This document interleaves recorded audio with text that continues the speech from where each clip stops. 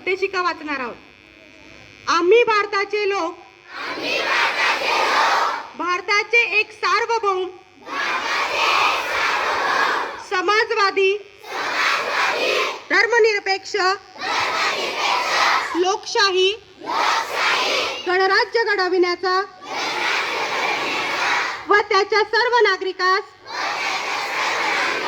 सामाजिक आर्थिक व राजनैतिक न्याय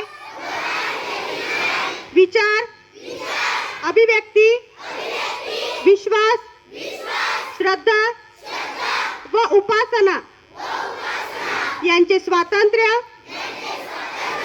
दर्जाची व संधीची समानता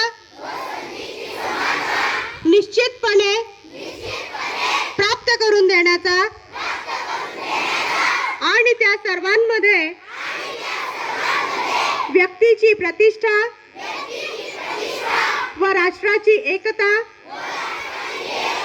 आणि एकात्मता यांचे आश्वासन देणारी बंधुता प्रवर्धित करण्याचा संकल्पपूर्वक निर्धार करून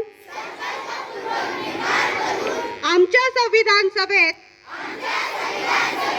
आज दिनांक 26 नोव्हेंबर 1949 रोजी